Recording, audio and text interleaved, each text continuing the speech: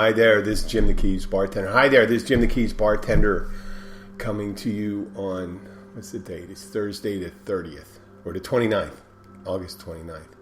And as we speak right now, on almost every news channel, there's the lead story is Hurricane Dorian. It's almost 156 weeks ago since we went through Hurricane Irma. That's down here in the Keys. I mean, it was last year. It was Hurricane Michael in the Panhandle, and the same year we experienced it was Maria and Irma for Puerto Rico, and they barely dodged it in Puerto Rico, which are lucky for them. And shout out to any listeners in Puerto Rico for making it. But the title is "Don't Panic." And I don't think we should panic, but that doesn't mean we shouldn't plan. This is the Weather Channel Super Bowl right now. Is there one chance that they can shine? This is where they get all their the viewership and thing going on. They'll put it on in bars. I had it on the bar all yesterday while I was working. And people always asking, hey, what's going to happen? What's going to happen? Well, we don't know what's going to happen. Right now, they're showing the cone being Florida, and it goes from the middle Keys all the way up to Georgia. And so they got almost all of Florida. The only thing outside that cone right now is Key West. But being in that area, I don't know if that's necessarily the right thing if you were in the Keys to go right down to Key West, because if it, God forbid, if it did go south, that you'd be cut off like that occurred during Irma. There are breaches when it hits on the overseas highway when the ocean comes over. But like I said, don't panic. We don't know yet. It's already, I think we have about 72 hours. So from now, Saturday, Sunday, 72 hours before it would be within reach. We start feeling the effects here in Florida. The models show that it could be a Category 3, or as much possibility to turn it into a 4, or it could just stall and lose power right off the coast and go north. So all the preparation we have and all the things we're doing would be for naught. But that's not a reason not to do it. But I'm just saying there's really no reason to panic right now. To be able to, right now, you need to be attentive. Be ready to have a plan, what you would do in case if it was going to come down to the Keys, which is, it looks like it's unlikely. It looks like it's going to go north of us and north of Miami. It would be kind of foolhardy if you make an evacuation plan before you know where it's going to go, because a lot of people I heard a story when Hurricane Andrew came about, they had the Keys right in the sites, and the people from the Keys, some of the Keys people evacuated to Homestead, and Homestead was ground zero, and they actually fared somewhat better here in the Upper Keys, other than Ocean Reef. Ocean Reef was supposedly beat up pretty bad too, but Homestead was like a bomb went off, like there was a carpet bomb going on there. So I'll tell you what I'm going to do. I'm going to wait till probably Saturday, and if it looks like we're going to get some tropical storm force winds, over 50 miles an hour, the likelihood of over 50, 60 miles an hour, I'll put up the storm shutters. I have them all set to go. I got all my hardware. I'll have my drill ready to go. I'll have water, because we're always going to drink water. Have a couple extra cans, maybe 3-4 days worth of food. Make sure I have the tub filled with water just in case. If it's tropical storm force winds, because the likelihood it could be, it's a real tight system. So if it goes up above Miami, we would probably just see some rain and maybe some heavy breezes. So this thing where everyone in the supermarkets, everything, the waters are being cleaned out, the canned soups and all this stuff, propane, liquor stores are huge. It's a great way for retail to get their shelves clean, to get rid of their old stock on things, on more of their perishables. People, that the shame about it is a lot of people aren't buying perishables when that happens. So you don't lose, you don't have a lot of people buying dairy and meats and things like that are perishables. But you'll notice like canned food and water and beer and everything disappearing, things that have a long shelf life. Of course, there's going to be gas lines. So Saturday morning, that's what I would do. So I talked about the plan. I have a plan. You should have a plan. Now, what do we do now? Well, you just keep an eye on the television, see what's going to go on, see where it's going, and go on with our lives. It's kind of ridiculous. We're coming up on Labor Day weekend. Yeah, they're going to be reminders that one of the biggest hurricane, one of the most devastating hurricanes that ever hit the United States, the Labor Day hurricane in, oh God, I'm going to say 1938. I always get it wrong. It's 36 or 38. And the ground zero was Islamorada, and over 800 people died.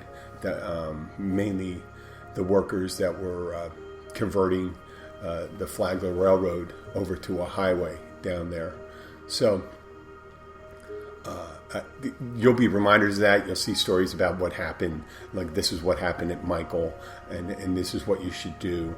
Obviously, my house, and this is to me, I know, my house would not fare really well in a particularly Category 3 if a direct hit, and especially if we were on the bad side of it. This is the worst side of a hurricane to be because of the winds.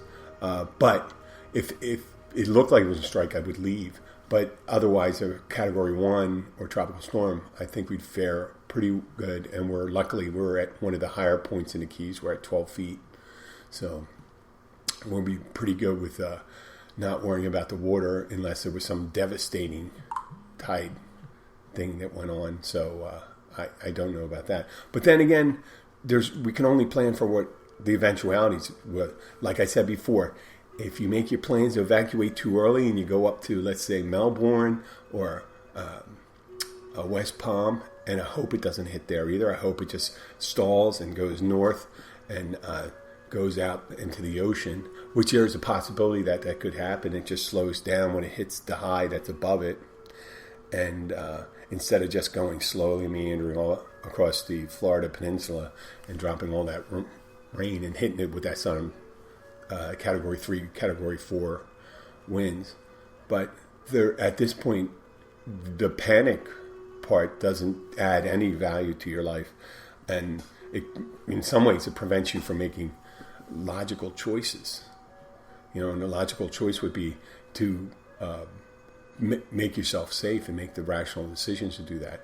So heading willy-nilly north, even to Georgia, unless you had a plan. If you had a plan you're going to take people on a vacation to Tennessee, maybe that's a good place to go. But who knows?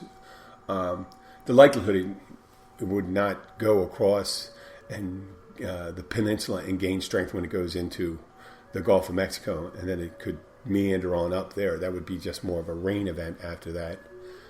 But that panic part, that gets your planning all screwed up. Just like with the Andrew, with people evacuating the Homestead, where Homestead was ground zero and it was devastated.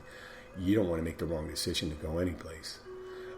Sometimes the right decision, and the Keys, the Emergency Planning Board will make the decision whether they're going to evacuate or not once it gets closer. But right now, there's not even an advisory right now, and there's not a lot of people lined up. And I notice people down here aren't panicking because they did go through Irma. And the bad one is the news that really surprised me today is that there was only 22 hurricanes, named major hurricanes, that hit Florida since 1851. 22, and Florida had this reputation, just hurricanes. So that's 168 years, and that's on average one every 8 years. And they didn't include. I noticed they didn't include the Keys as much, but it was that. So in the last couple of years, you had Michael, we had Irma. and then you go back. There was 2004. There was, I think Katrina went through here, Wilma, and then you had a couple before that. You had Dorothy, whatever their names are, and a couple of ones in the 1850s and 1860s. They weren't around to name them.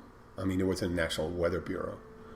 That means that only a portion of the state, once every 8 years, was affected by a hurricane. So the level of panic is way out of proportion to what's the actual effect. The building codes recently, if your house has been built in the last 20 years in Florida, the likelihood that it's built to withstand those type of winds, and you should do all right, especially if you make the plans, remove all those big things. So it's Labor Day weekend. We're in the Keys. We're dependent on visitors and tourists to come in here to give a boost to our economy. Over 50% of our workers are involved in the tourism industry. Over 50% of the income we drive are from tourists. So this is the last big hurrah for us before we get the slumps of September, October, November. We get a couple brief ones. We have some poker runs, some bike trips, and all these things that go on. But that's pretty much it until Christmas rolls around. And then Christmas, we get a little bit of a boost. And then the Christmas week and New Year's Eve. Key West has their big, obviously, before that has Fantasy Fest. So they got a nice bump. But that's mainly South Florida. I guess it could be another 25-30% from other parts of the country. I guess I'll find out. I still plan to do our show on Tuesday, this Tuesday, September 3rd, from the smallest bar on Duval Street. I'm not going to change my plans unless Dorian makes a real heavy veer towards the south and affects it. But I'm not going to cancel things ahead of time. A lot of people cancel their plans, which I guess if you were traveling from out of state and you were coming to Florida, you'd have to seriously evaluate that, especially if you're here, if you're bringing your family, younger family. I don't know if I'd bring my younger family here, and I guess maybe that's crazy. People get pissed off that I might see saying that. But if I was a young guy or a young woman, I'd find it adventurous to go down here. If we were arriving now, not adventurous enough to kind of arrive on Sunday or probably Saturday morning when before it hits here, and ride it out. That's me, and would be my decision. I would not suggest to make it your decision. Some people like to have that experience, and the hotels around here they always stay open. I was here during Irma. We went up to Lakeland, Florida, where it eventually looped around. Irma went through the Keys, and then it looped around and went right into Lakeland. But we had a good old time up there for, I have to say, 4 days. We stayed in that hotel, and then we got back here, and the worst thing we had was a tree falling down, and we didn't have power for 4 days. But if I had to do it again, I still would have evacuated, even knowing that it was not going to be that much damage, because who knows how it could have played out. There were some tornadoes that were sparked up, and there are people that lost their roofs. And matter of fact, our neighbor, 2 houses down, this is 2019, Irma happened in 2017, and about 23 months later, they had their roof repaired. And one of my buddies down here, Jimmy Sample, owns Keys Roofing. He's been scrambling, and they've been doing a phenomenal job servicing the Keys. I'm just wanting to give them a quick promo, but they were godsend. They had the opportunity to really benefit from the repair and renovation of the Keys, but they've just been doing a very solid job of making sure people were getting their roofs back in order and stuff like that. So I salute you, Jimmy and Keith's Roofing. So back to the non-panic. Go on with your lives. It's going to Labor Day weekend. Chances are we're just going to have a little rain, maybe. Could be a rain event. God forbid if it's more. But why would you want to live your life any different than why would you want to live it through panic? Just do it through joy. Keep your eye open. Get ready to have a great weekend. You always hear that stuff. Dance as if nobody's watching. There is no reason just to live in that foreboding of a storm coming up. And it's going to hit us. It's going to hit us. I know it's going to hit us because everything bad happens to us. That's not true. And in the end, it's funny, when we do have these forebodings or these feelings, it ruins what we're feeling in the moment. Once it passes, we don't learn from that. We learn more from the thing that we did not care and we did not do anything about it, and then it got us all of a sudden, and then you're going to say, oh shit, I'm going to be hyper vigilant. There's nothing wrong with being vigilant, but being hyper vigilant, there's not going to be. When you walk out the door here, we're in America. When you walk out the door, unless you're in a really bad neighborhood, there isn't going to be someone ready to kill you. That's that panic or that anxiety is a leftover evolutionary development that we had since we were hunter-gatherers, because we had to be ready. When you came out of a cave, you had a saber-toothed tiger or something waiting out there to attack you, or you had another clan trying to take your food away, or a raid for women, or whatever it is. So remember, at this point, and we keep on driving to the point that it's all right to plan, but plan through strength, not through panic. Have a plan ready. Don't panic and plan, because panic and plan, you're going to be like the people that run to the wrong direction. The people that at the soccer games that run to the fence with everyone else and get crushed. There's no need to be like those lemmings going off the cliff. You could be like that person and say, hey, that's not where the fire exit is. The fire exit is over here. That one's locked. So, what did we learn today? Maybe nothing. But the one thing is, we're going to be planning. Try not to plan through panic. Try to do your brain is stupid when it's you're working with anxiety and stress. When you're calm and you're relaxed, you make better decisions. Just think about that. When you're laying in a hammock one day and just looking up at the sky and say, well, you know what, I'm going to make plans for vacation. But, oh man, I don't have enough money. I'm not going to be able to go to Disney World with the family and blah, blah, blah. Well, you even though you may be like a little depressed and stuff, you can make a decision and say, hey, wait a second. I got a cousin that lives in Orlando, and maybe they would be happy to shack up with us, or let us shack up with them, just for a couple days, and we can go into Disney and stuff like that. We can make better plans that way, and we don't have to just look at the negative that occurs with the storm. The worst thing in the storm is what's going to happen. The worst thing that happens is if it comes in, turns into Category 4, and your house is in the center bullseye. That's the worst thing that happens. Is that going to happen? No, it's not going to happen. If it were going to happen, yes, you'd have some devastation. So the likelihood of it happening as a random point is not likely. Just like the likelihood if an asteroid were going to fall out and it was 200 feet wide and it came down and landed on your house, there's nothing you can do about it. You're done. And if you're in the house at the time, I'd say you'd be gone. There's nothing you can do to defend against that. You could worry about it, but the likelihood that it happened is nil. Same thing with lightning strikes. See, the people that get struck recently, my wife and daughter and I were in Poland. We were on top of a mountain.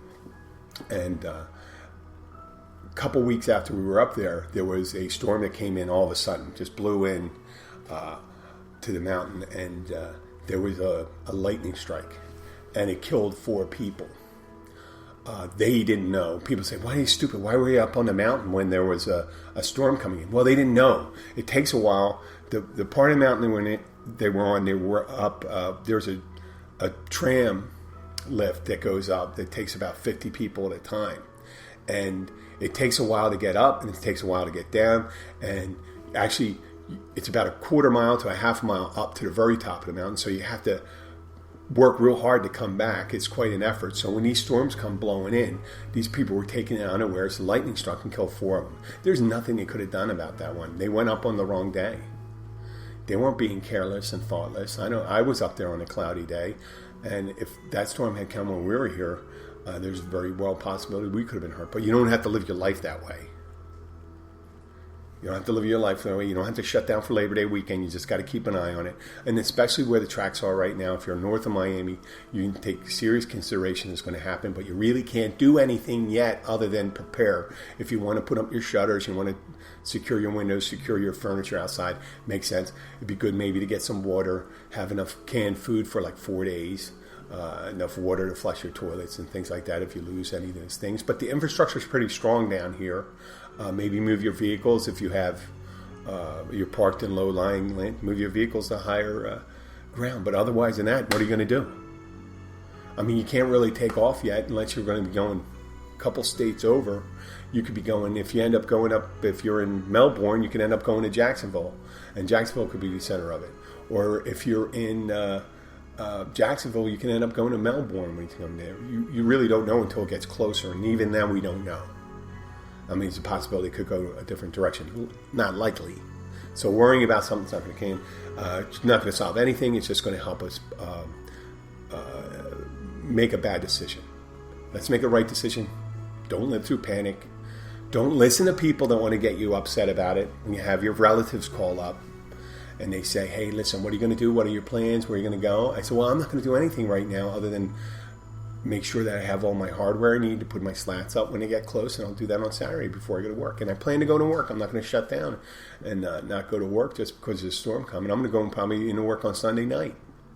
And I work all day on Monday when I guess that's when it's coming in. But I'm not going to put I promise I'm not going to put my family through any needless danger. But I'm thinking it's going to be a rain event for down here. If it's not that, prior to it, I'll have to have enough time, and I will make that decision at the time, not before I have the information. We are 26 miles from the mainland. It would take us approximately, with heavy traffic, if we leave at the right time. You leave in the middle of the night sometimes or something, but we'll probably have a good 24 hours, and we'd be able to evacuate. There shouldn't be 24 hours of traffic going out of the Keys. We should be able to get out there. And I'd give myself enough time. I wouldn't wait to the final moment if the likelihood's there, but I'm not going to panic about it either. And it sounds like I'm talking about a lot, but it's all about not panicking and being relaxed and going through life.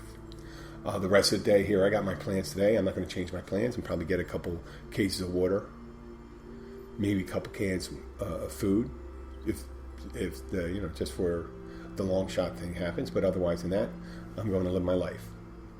So right now, I'd like to say goodbye, good luck to everyone who's in Central Florida. Remember, we don't know where it's going right now. There's a possibility that it doesn't even hit land. Now, whether it's likely it'll hit land, but you don't know where it's going to be. Be ready, have your plan, and don't forget to smell the roses before it goes on. It doesn't matter, what all you're carrying is not going to make it happen in the way that you think it's going to happen. So just go ahead and live your life. Goodbye. This is Jim the bartender. Jim the Keys bartender. Wow. Remember, this Tuesday, September 3rd at 12 noon, I'm going to be at the smallest bar on Duval Street, and then at 1:30 at the tasting room at Key West Smugglers Bourbon Whiskey. And Jim Martin will be joining us, and I'll have Christy Hauser from 43 Keys Media. I wonder what happened to my voice right there. We'll talk to you later. Thank you very much, and have a great day. Okay, let's say goodbye. Okay, listeners, I'm saying goodbye to you now, too. Have a great day. I'll talk to you later. Come on. Oh, I better play the music, huh? Otherwise, you don't know the show's over, right?